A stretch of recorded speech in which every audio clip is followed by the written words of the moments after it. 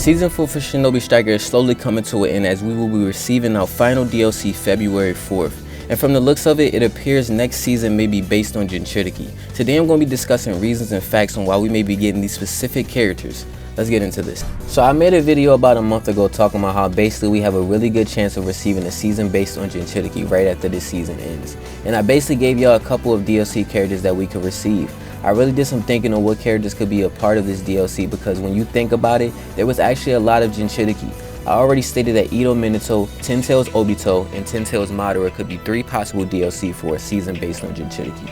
And I know I'm not the only person who would be hyped to see them, but there are other possible characters that could be on the DLC that could be fire as well. One of those characters could be Kagura Karatachi. Bro got a fire name. But anyways, Kagura Karatachi was the Jinchuriki of the 3 Tails and was actually the 4th Mizukage.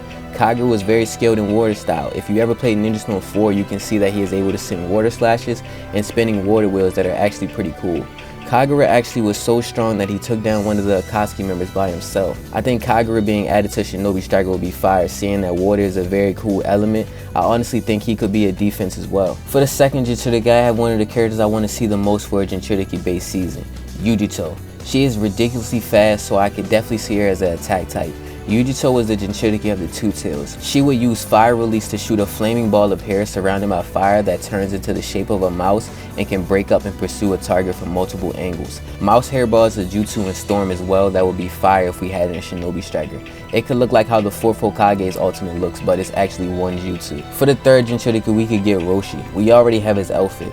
He was the Jinchuriki of the 4 Tails. Like his tail beast, he was able to control earth and fire release, so basically lava release. He was able to shoot multiple molten rocks in different directions, and he is able to cover his body with lava. Imagine fighting your opponent and they're taking burn damage from your lava cloak and damage from your punches at the same time. I could definitely see him being defense. For the 4th Jinchuriki, we got Hein, the dude that looks like he digs in dumpsters.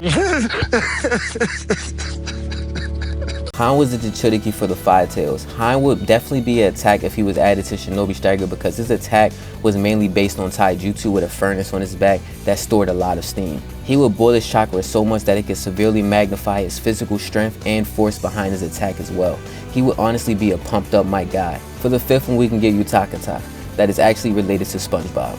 Nah, I'm playing. Bro just really like blowing bubbles with a straight face. But he was the Jinchuriki of the 6 Tails and his main skill was blowing bubbles with acid in it. I would honestly not prefer to have him in a game. The man literally walks around with a shower curtain on. For the last Jinchuriki, we have Fu. That was the Jinchuriki of the 7 Tails. Fu could exhale sparkling substances from her mouth that could blind targets. She also had the ability to create waves that could trap and carry targets. She honestly sounds like she could be a range type. And that is it for all the Jinchuriki and how they could fit in Shinobi Striker. But oh no, that is not it. We have to talk about other possible characters we could get that would honestly shock everyone.